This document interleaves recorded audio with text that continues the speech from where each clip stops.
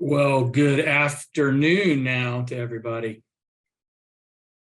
Thank you for joining this exciting webinar about selling extra items and making more money.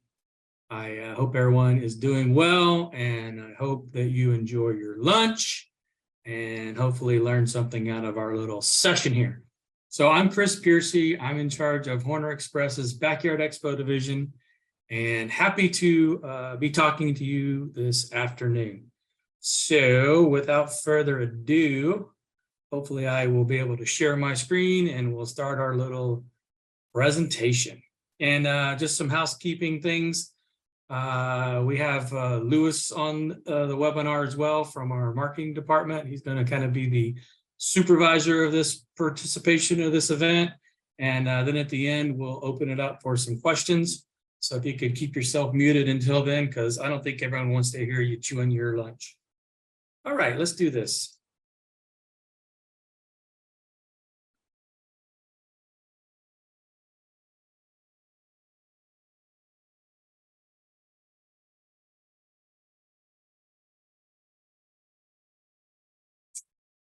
Okay, so I bet you guys aren't seeing quite as many leads come in the past couple months as you did in the past couple years. I think everyone would agree with that. So far in the first quarter, permits were down about 20%, and the last 2 months have been even worse. So I think everyone kind of sees the new norm as not being quite as busy as we were in the past.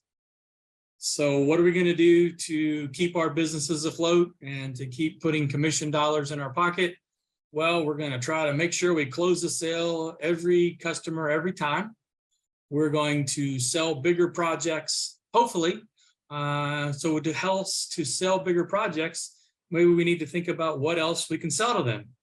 And those things we're going to talk about today. So fire features, outdoor kitchens, patio shade structures, maybe some artificial turf or some specialty decking products. And the first thing I think we have to do is kind of get rid of your own head trash. You really have to think beyond what you have always done in the past and know that there's a bigger world out there. And these people already trust you to do the project because you got them to commit to it. Why not try to add some extra features to it? And by doing so, hopefully you'll be able to make more profit from every job. Since we don't have quite as many leads coming in as we have in the past 2 years, we got to make everyone count. So there are a few things that we're easy upgrades that we're going to talk about first. And that would be addition of some fire or some fire and water features. So these are a super duper easy add-on. So these are paver wall kits that you turn into a fireplace kit. And all the major paver suppliers offer this package, whether you're using Trimron, Belgard, US Paverscapes, Flagstone, you name the brand. They all have something very similar. So, this is a $500 or $600 price point to you as far as dealer cost. And you can certainly add a couple $1,000s even to the pool package to make this part of their dream backyard. And a way to really turn up the heat and your profits is by converting that stinky, smelly, pain in the butt, wood burning fire pit into a cool, clean burning, doesn't make your clothes smell like smoke, gas burning fire pit. And we have a couple different vendor partners that provide these type of items. So this is a kind of, the normal paver block fire pit. You get a flat plate and a burner on top of the flat plate. You put your fire glass or lava rock on top of the flat plate. They include some mounting hardware. So you notice this particular one and this particular whatever here on the left, it's kind of set down a little bit. It's between the first and the second, or I guess that's the second and third course of block. So they make these L brackets to sandwich between the paver blocks, and then your flat pan sits on top of those brackets. They have some pre-manufactured air vent kits that would replace one of the blocks. And they also have a key valve, which is controlling your gas flow. So there's lots of different ignition systems, which we're going to talk about briefly in the future, but this is a real good way to make a fire pit a lot more user-friendly, a lot easier, a lot cleaner, and people a lot happier. Then we also have some, if they're not looking for that paver wall block style pit, we also have some ready to finish fire pits that are available. So ready to finish means that it's pretty much pre-built, comes assembled, but then you add whatever finishes that matches your project on site. So you can see that this is up on the top right is a hardy board with a steel frame underneath it. Comes with a burner pan, and then you would add your stone veneer, maybe a granite top, or whatever you're looking for. Benefits, of course, it's pretty easy. There's no construction involved as far as building the frame or adding the cement board to it. We include everything you need as far as the fire componentry of it. And it's ready to be finished. So an example of an unfinished, and here's one that's a little, not the exact same one, obviously, but what it can look like when you're all done. Just want to show you this slide and point out a few things. These are kind of the pre-designed or predetermined sizes. So you can either get a square, a little bit taller square, or a little bit different style square. They also have rectangulars and round, but the point I wanted to make is you notice that this one here, which is 16 inches tall, you can't put a door in it to access for a propane tank. So you could certainly run it with a hard line and plumb it into a larger propane tank that was maybe already on site to provide fuel for their spa heater or something like that. But you have to make sure that if they wanted to have a propane tank underneath of the fire pit, that you do a taller build so there's room to accommodate the door and the propane tank. Oops. Here's a kind of an easier way to go, and this is either a fire pit, a fire table, or fire bowls that are designed and ready to be used versus having to finish it. So they're available in lots of different materials like stainless steel, powder coated steel, copper, Corton steel. They also have concrete options.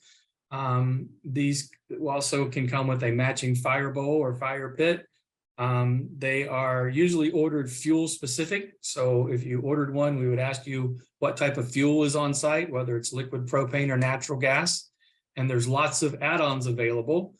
So for example, if the homeowner wants to be able to turn their fire pit or their fire bowl on via their pool automation system or their home automation system, that's certainly doable. These are some really nice units that are propane tank ready. So you'll notice that they already have included a LP access door to put your LP tank in. These can be made out of glass fiber reinforced concrete, which is like this one at the bottom, or this is a powder coated steel option. Since we're talking a little bit about steel, just wanted to point out the different options as far as metal is concerned. So first of all, the metal, of course, is cut with a CNC machine, laser cut, water jet cut, all that kind of fun stuff. This particular vendor offers them as stainless steel or copper or Corton steel, which we're going to talk about in a minute, or powder coated steel. Powder coated is the least expensive of the steel options.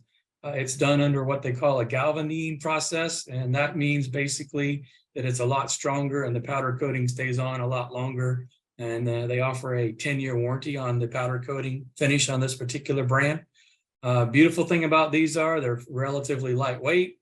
This particular one is LP friendly, so you can see that there's an access door on the side. So that's a real cool, easy option to add. I just wanted to point this out. This is Corton steel, which you have to be cautious about, and you have to make sure you manage the homeowner's expectations. Corton steel is going to rust, and if you have it on a pool deck, it's probably going to have some streaking on the pool deck. That's just the process of the way the thing is designed. So you have to just be real careful that your homeowner understands that. That's kind of like the Statue of Liberty. It's going to change colors, and if it's on a beautiful white marble pool deck, it may not be the best option for this particular homeowner. You'd probably better off steer them towards a powder coated option or a stainless steel option. This is a still semi-popular material to use. It's copper. Copper is long lasting and looks beautiful for a long time. But again, just like the Statue of Liberty, it is going to start to patina, which is a natural process of oxidation. So it's going to change colors over its lifetime. And a lot of times, depending on your chemical balance of your pool, get a green tinge to it. So that may or may not be desirable, just kind of depends on the application. But certainly a beautiful, classic, old world type of look. So, not the right job, right? Not the right product for every job, but it might be the right product for one particular customer. Most common fire features and fire pits now, I say the most common type of material used is a GFRC, and that stands for glass fiber reinforced concrete. So instead of just being a solid poured concrete bowl, they have fiberglass fiber in the concrete mix. This makes it a lot stronger. It also means you can use less concrete, so it's lighter weight than a completely poured concrete bowl. They are color fast throughout, but they are polished on the outside. So it's a beautiful option, and it's less expensive than some of the metal options, but it is quite heavy. So that can either be a pro or con, depending upon your application. They are a little bit more expensive to customize than a metal product, because this product, there's a mold that's made, and the concrete is poured into the mold, and then the product comes out. And obviously, if you're trying to do something custom, then they have to make a new mold. So that can add some money and some time to your particular project. This is another semi-easy and relatively inexpensive cost-wise add-on. As far as the product itself goes, there might be some extra plumbing involved, obviously, but this is adding a scupper to the edge of your pool or the side of your pool. So, there's lots of different sizes and styles of scuppers available. Again, a relatively inexpensive cost item, but turns out to be quite a nice project. Lots of styles are already in stock and ready for quick turnaround. We can also do custom sizes to meet your particular project's requirements. So all the fire features have to have some kind of burner system. So we're going to spend just a minute talking about the different style of burners. You can see this example is a pretty customized burner. I guess these people were either lived in Canada or were really excited about maple leaves. I think that's what that is. But all kinds of cool custom sizes are available. We've done a few projects for like NFL players where we made the burner the shape of their jersey number. So we can do a lot of cool things like that. Here's some examples of some custom fire burner shapes. Obviously a big long L shape. Here's kind of a weird triangular shape. Here's a little bit more traditional shape. This is a spillover waterfall, or I guess vanishing edge. So that's kind of a cool treatment. I wanted to spend a second talking about the different styles of burner. So the one on the left there is your more traditional round burner. There are lots of different qualities of these. Some of the lesser expensive things you might see online are usually made out of chrome and usually imported from other countries, which is fine. That's why they cost a little bit less. But being that it's made out of chrome, it just doesn't last very long. Typically, you'll get a little hole in the side of the burner because it's just the heat and the the element conditions will really deteriorate it. The two main suppliers we use for our burners, both are manufactured in the US using 304 or even 316 stainless or even brass in some applications. On the left over here is an example of a standard burner. And on the right is an example of either a bullet burner or a pro style burner. And the difference is they are the same thing. They're just named differently by the different manufacturers. But let me just point out what a pro burner is.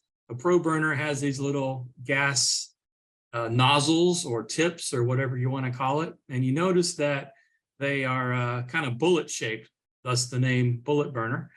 But the idea is that this shape condenses the gas increases the gas pressure, lets less gas flow. So by increasing the pressure, you get a larger flame using less fuel. So, and you know, the price difference is pretty insignificant between a standard burner and a pro or bullet burner. So it's kind of a really cool, inexpensive option.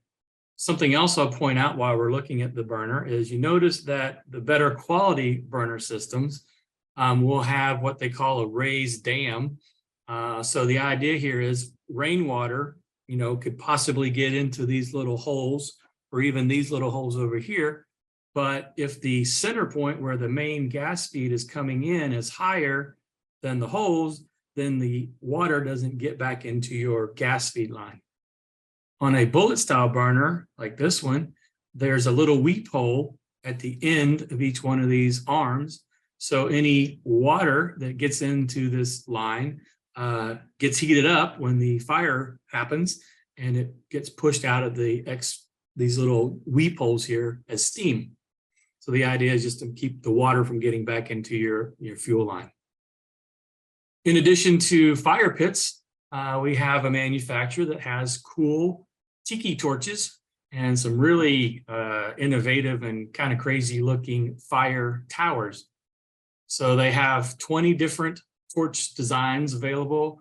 You can get it with a post or without a post. These are usually match lit. And it can be really the perfect addition for some backyard ambiance.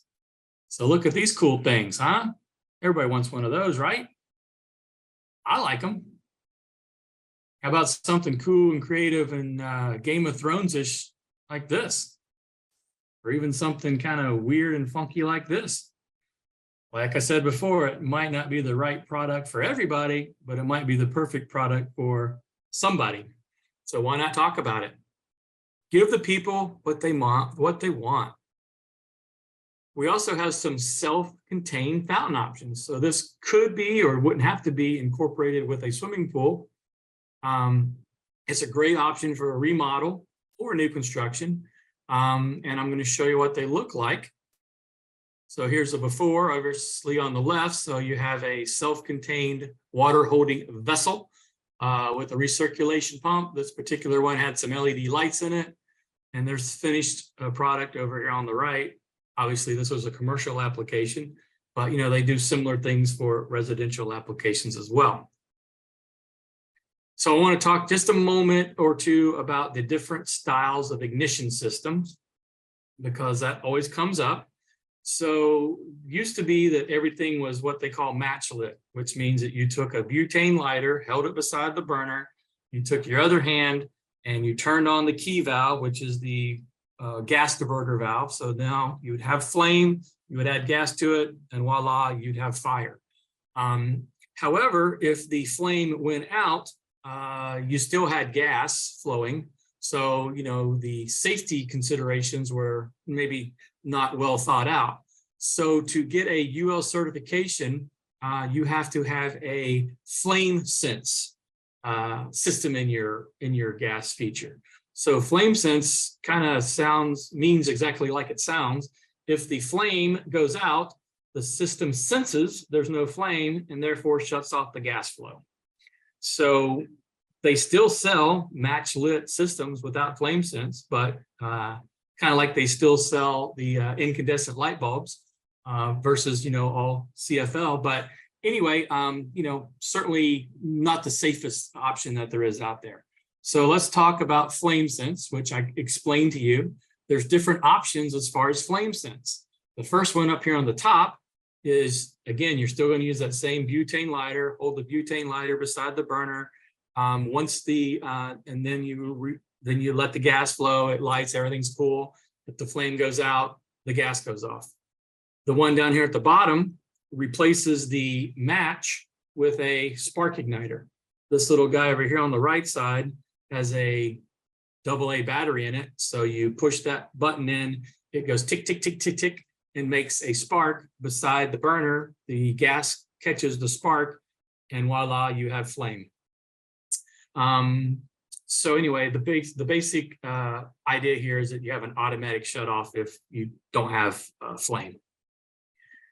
Then the next step up from the matchlet, which we talked about here, matchlet, spark igniter.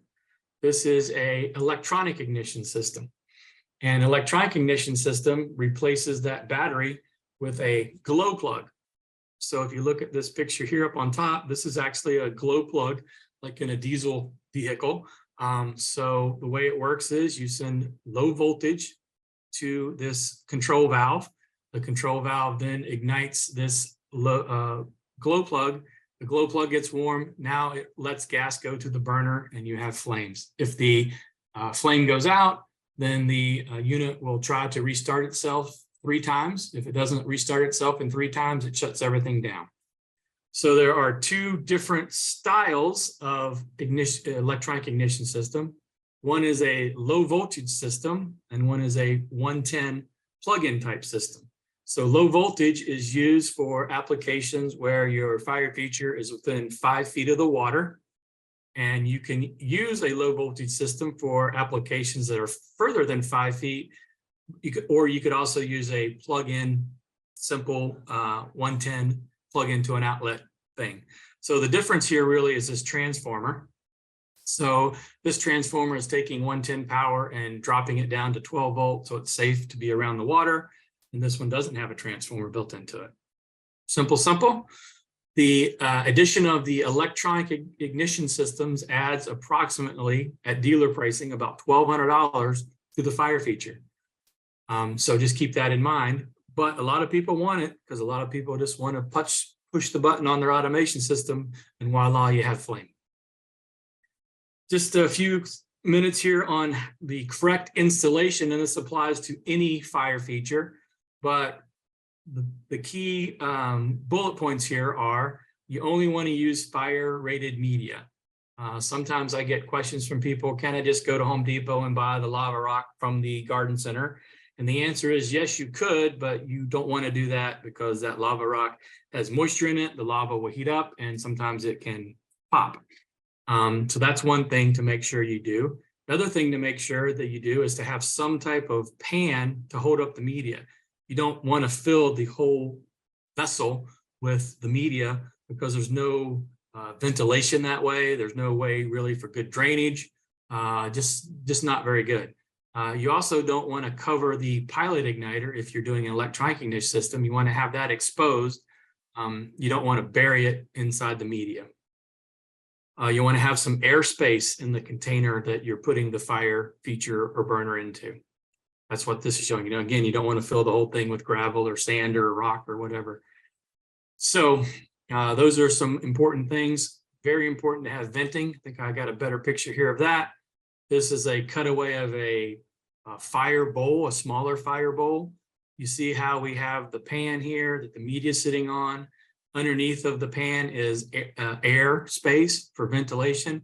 And very importantly, this particular manufacturer provides a little mounting bracket, and this little mounting bracket holds this bowl, the bottom of the bowl, up off of the deck by about 1/2 inch. So the idea is that when it rains and this bowl gets full of water, there's somewhere for the water to go, right? Versus just being trapped in the bowl here. And also it allows ventilation, air, to come into the bowl. Very important to make sure that we have proper ventilation for lots of reasons. We want air flowing through there to make sure it dries out when it's not raining. But more importantly than that, liquid propane is heavier than air. So for some reason, if there was ever a situation where there was a gas leak and the gas got into this bowl, because it's heavier than air, it's going to pool down here. Then we added a flame to it. It would not be a good result. So proper ventilation, no matter what type of fire feature it is very important. Natural gas is lighter than air, so it rises, so it's better, but you still want to make sure you have proper ventilation. Here is an example of what they call a gas key valve. Hopefully everyone is semi-familiar with what this does. And basically, it's like a water diverter valve. When you turn it to the right, you let gas flow. When you turn it the other way, you shut the gas flow off, just like your garden hose or whatever. So in addition to fire pits and fire bowls, we have vendors that offer cool outdoor fireplaces. Here's one example. It's called the Williams. This is a powder coated exterior, already built, comes just like you see it. Bada bing, bada boom, you're done. You can get it in powder coated, stainless, copper, port steel, which again, be cautious about. Another one of our vendors does this fire feature, which is called the Clea Bay. And what they're selling here is the fire box, which is the part that has the burner in it, as you can see down here. You can get these with an LED lights in them, as this example shows, or not. And then you would build the structure that goes around the enclosure. Here's other examples of them with a stone veneer finish. You can do this as a one-way fire box, or you can do it as a see-through. And then this is another option. Again, a lot of, well, most all of the major paver manufacturers offer some type of outdoor fireplace kit. This is one from US Paverscapes.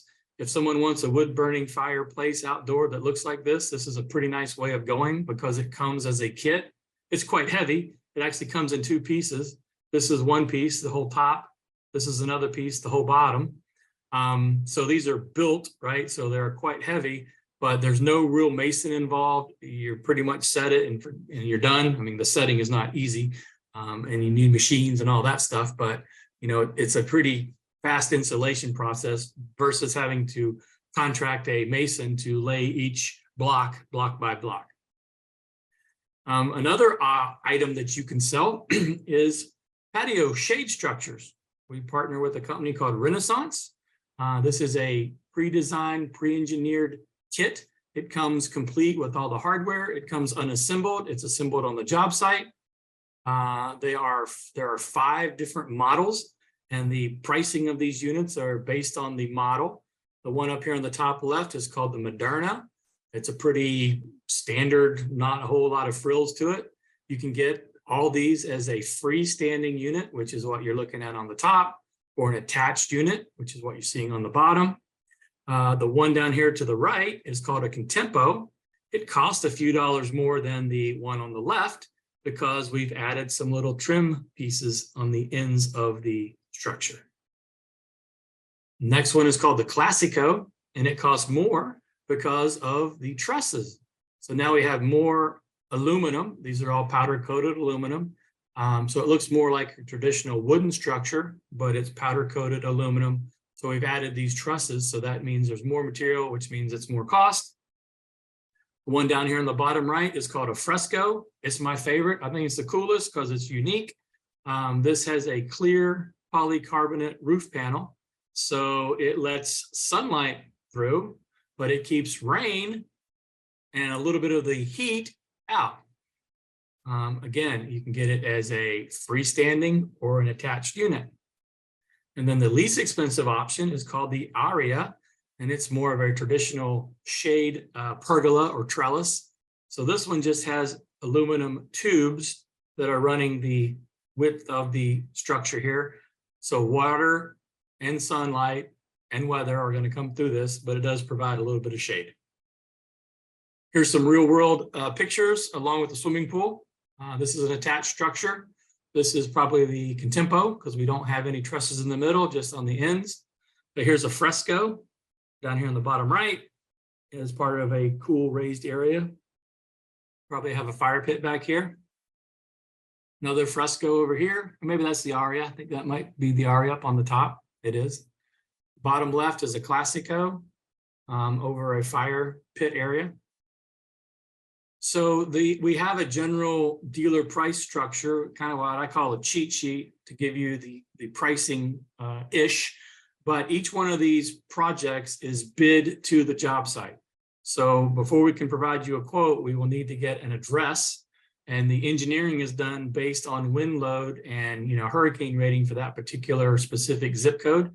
So we will provide you a drawing with a quote, and it shows you all the stuff that's needed for this particular location based on the wind load and all that kind of stuff. These, as I said, are complete as a kit. All the hardware is included. You can install it yourself, or we do have partnerships with subcontractors that can do the installation for you. A few other things are some cool outdoor turf. This is becoming super popular. I've seen 3 or 4 jobs in my neighborhood in the last 2 weeks that have been done. So if they're doing it in my neighborhood, it's got to be popular everywhere, right? So this particular company, vendor that we partnered with, we like it a lot because they not only offer the turf, but they also offer all the installation products that might be required to make a complete and successful job. And this is information from the vendor. And it says that the turf is a great complement to a lot of outdoor packages. And this is their average order over the last 2 years was about $5,600 it cost. So that's probably a $10,000 or $12,000 add-on to the pool package or whatever else you're doing. And most of their current dealers are getting anywhere between 25 and 35% margins. So that's a pretty nice addition to any pool package or outdoor product package. Here's some examples of, outdoor turf. Obviously, it's come a long way from its inception. It's a beautiful product. A lot of people are really excited about it. Lower maintenance, blah, blah, blah, blah, blah. I think you kind of can see the benefits. They also offer these really cool decking tiles. These are composite materials similar to like a Trex deck. So it's composite plastic. The idea with these is that they would go on top of an existing patio slab. So for example, top left is what my house looks like with a pool deck on the patio. And here's the upgrade version of it with these cool deck panels sitting on top of it. And these are really cool because they're super, super easy. They come with little male and female tabs, and one tile just the male sits on top of the female and they lock together. They have all the trim pieces for the edges and ramps and all that kind of cool stuff. So real easy project for anybody on this call to add to one of your sales. In addition to the floor tiles, they also offer some siding. In this particular application, it's adding the siding to a roof. And Chris is going to be involved in one of these projects that is in his own backyard in the very near future. So I'll report back to everyone and let you know how it goes. But I'm super excited about it because I have, drywall ceiling outside, which probably a lot of people do. You know what happens to the drywall after a few years of being exposed to the outside? It doesn't look very good anymore. So we're going to spruce it up a little bit. Some more examples. This is one where they've used that same composite material as a covering for the exterior of an outdoor kitchen. Pretty cool. And last but not least, near and dear to my heart is outdoor kitchens. And these are really the new necessity. I mean, people want outdoor kitchens, and if you're not offering them as part of your scope of work, you're losing huge opportunity. So just a few slides about this. What Horner Express offers is a factory-built custom kitchen, meaning that it's built in a facility. So there's quality control involved, there's warranty involved. It can come either unfinished, ready to be finished on the job site, or it can come completely finished with a texture on the cabinet and a countertop already installed. Then we will install the appliances right on the job site. I'm going to show you this video real quick. This is a real brief overview of how the installation works, and we'll go check it out.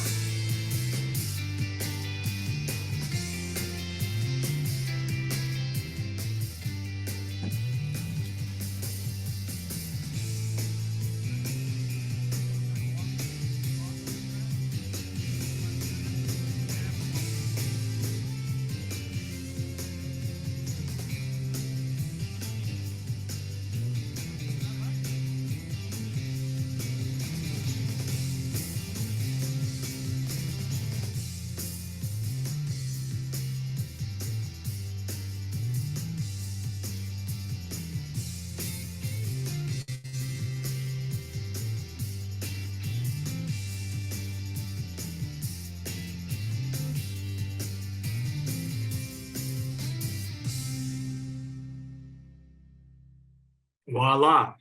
So easy breezy. Horner Express delivers it to the job site. We can show you how to do the installation, or we have partnerships with subcontractors in your area that will do the installation for you.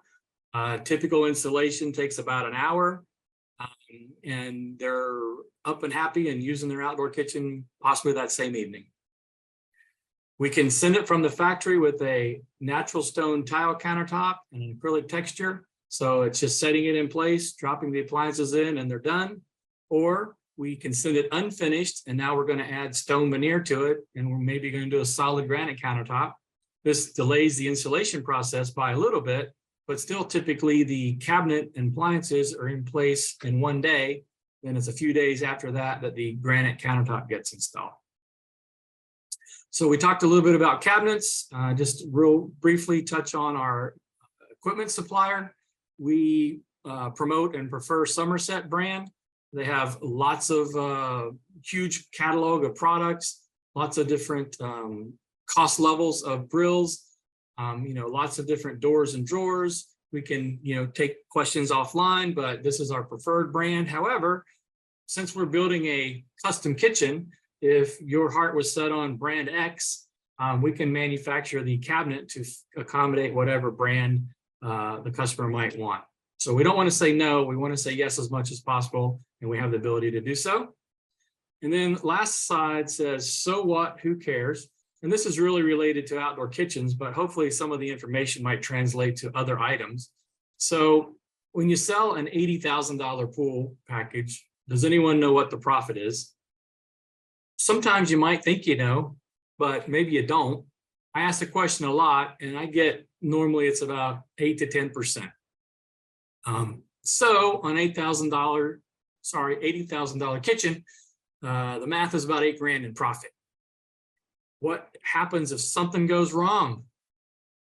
How much scheduling, coordination, aggravation did it take to get your $8,000? How much money did you have to pay out to your subs and suppliers before the project was completed? It's a lot. And how long did it take you to get that $8,000? But what if you sold a $15,000 kitchen or a $5,000 fire feature, or insert whatever you want into this, and the profit margin is a lot better on these add-on items than it was on your swimming pool. So on a $15,000 kitchen, average is 33% profit margin. That's almost $5,000 in profit. And someone else built it. Someone else can install it. It's not going to leak. It doesn't turn green. It doesn't ever cave in, and the rain doesn't delay it. And if you have an account with your friends at Horner Express with terms, you can pay for it in 30 days. So you probably don't have to pay for it before you got your money from the homeowner. And you get your profit in a couple of weeks versus many, many months. So that's a smiley face. So we try to make it easy with some outdoor packages that we put together, but we also can do custom pricing and custom projects. But we put together these packages, and for example, if you look at the Key West model, this is a 7-foot cabinet with a 32-inch grill, some double doors, a refrigerator, and we suggest you sell that to the homeowner for $7,500. And at $7,500, it's about a 30% profit margin to your company. So it's a pretty good payday for talking to the customer and trying to add an outdoor kitchen to their project. So we try to make it as easy as possible. We're here to support you. We've got a lot of experience in it. We're not going to let you do it wrong. So I think other than that, that is the end of my beautiful presentation. Thank you very much. There's my timer going off to say that I'm done. So that was pretty good. So let me get rid of screen sharing here. All right. Well, I'll bid everyone adieu then. Have a great afternoon. Thank you, Chris. See ya.